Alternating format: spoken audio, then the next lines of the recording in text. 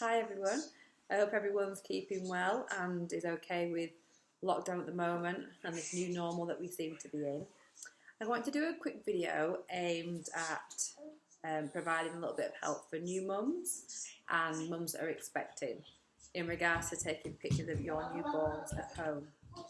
Obviously, we can't get out there to photograph the babies at the minute, and you'll be doing that yourselves at home. But I just thought that actually it might be helpful just to share a few things that I do when I come to home sessions. There'll be things that you might already do, but I just thought I would maybe reiterate a few ideas for you anyway that you could try. So number one is the first thing we always do is always find the best light. That's going to help you get a picture that pops more. You won't have to edit it as much, and it'll just make everything a little bit better. So find a good light. I always try and find the light in the master bedroom and the nursery. For me, that's where I think it works best. Or your second bedroom. Wherever the light is, go there. If it's downstairs, work with that. It will help, definitely. Number two, get size perspective. I know I'm guilty of this as well.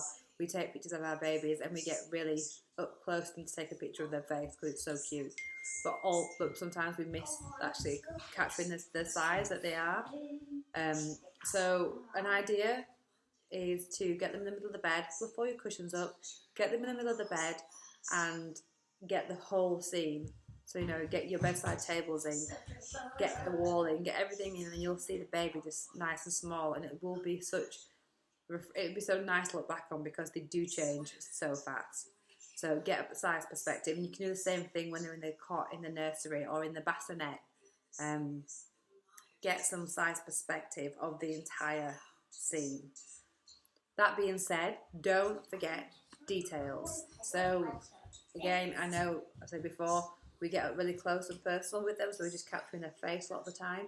But don't forget their eyes, just to focus on their eyes, or the lips, or the eyelashes, ears, nose, feet, all those hands, all those tiny little parts of them that are again changing so fast. And play with different angles, don't just have to shoot face on, go from the side, go from above, go over the top of them, shoot from where their feet are, up the side.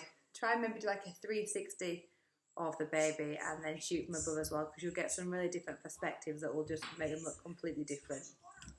Try putting them in, this is the time to try it now, in different outfits. Try them naked, put them in a muslin, wrap them up like a little baby burrito. You've got all the time to practice, and if they need to feed or change, you can just stop and start and have fun with it, or do it over a series of days. Make it a fun little project to do. But it's nice to look back at them in different things. I would recently do one with Otto, and I had him in an outfit in the middle of the bed, and then I wrapped him up in a muslin, and I did some really lovely portraits on the side. And we did the same shoot it was literally 10-15 minutes, because that's all the time I get at home at the minute. And it was like two different shoots. Really different, but really cute. Each really nice to look back on in their own way. So mix it up and try different things as well. Use the rule of thirds. So instead of just putting your baby bang in the middle of your frame, of the picture, move them to the left, move them to the right, have them above, down below, create loads of white space, negative space around them. It has a bit of interest, it makes it look a bit different, it makes it look way more arty than you might be. It's a great one to do. I love so baby's on the back and shooting with their feet. So you just see the feet in focus, and either doing it just in the middle with a whole lot of white space, or in one of the corners. And I like to do that with their heads as well. Put the baby down, baby starts looking up and around, and you can capture them looking up, but they'll just be kind of focused in the bottom right hand corner. And it just opens up a lovely scene. It makes it a bit more interesting as well. So have a play with the rule of thirds. So you can Google that and it'll come up and show you. But that's a fun thing to do. And when you're taking the pictures, it's good to shoot portrait and landscape, because you might want to just either put one picture in a frame, excuse me, or you might want to do multi apertures. So the more variety that you have, the more you can create a story with multi aperture framing.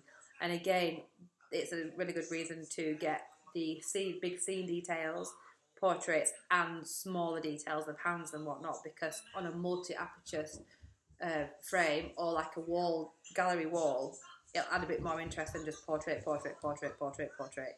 which can look a bit boring. So make a story out of your images and out of them. And lastly, the most important thing is get in the frame. You need to be in the frame as well. This is something that I am trying more and more to be better at. I know as a new mum, I've done this twice, and as a new mum, you definitely sometimes have to look past how you feel.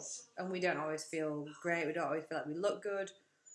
We've got new bodies that we're adjusting to, and this is not kind of like bumping up like any negative body image, but you do have to sometimes look past how you feel. You know, sometimes you've got swollen boobs, sometimes you've got sick on your food, on your hair's not done, your makeup's not done, you've got bags under your eyes, you didn't have a great sleep last night.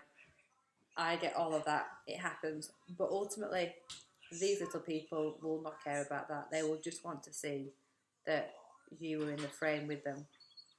I wish I would have done it way more with Ezra. Obviously I took like selfies and things with him, but I wish I'd have actually taken the time to be okay with being in front of the camera with him a bit more earlier on. I got better at it, but I need to do it with him as well. You end up taking the pictures more, I think, as a mum, and 9 times out of 10 that's the case. Mums take more pictures, and we kind of forget to be in this whole documentation ourselves, so we'll end up with 1 or 2 pictures as opposed to like the dads having loads. So either what I do, actually I've done this a few times, is when I'm in the nursery, we've got a rocking chair up there, and one of my favourite pictures actually of me and Ez when he was tiny is I just put the phone onto timer, set it up, sit in the chair, and you can hold them, and you can do that loads of times. You can make mistakes and just keep going with it and trying with it. It doesn't matter, but you'll get some lovely images just by doing that. Again, once you've got the right light, makes things look way better. So get your light first, and everything else falls into place. So use a timer, use a tripod, try different rooms in the house. I'm going to do one today against the newly painted wall. I've done it in the nursery with me and the boy the other day. After I was literally changing off, so I just spun my phone around and put it on timer, and we just took a few pictures. But you're in them, because they'll want to see you when they're grown up as well. So I hope you enjoyed that. I hope you've got some takeaways. So find a good light, get size perspective, don't forget the details, play with different angles, get them in different outfits, get them naked, wrap them up in a muslin, baby burritos, use rule of thirds, and think of solar framing and multi-apertures like wall galleries, shoot portrait, shoot landscape, and do not forget to get in frame yourself. Hope that helps somebody, and I'll be in another one of these soon if it does. Okay, bye guys.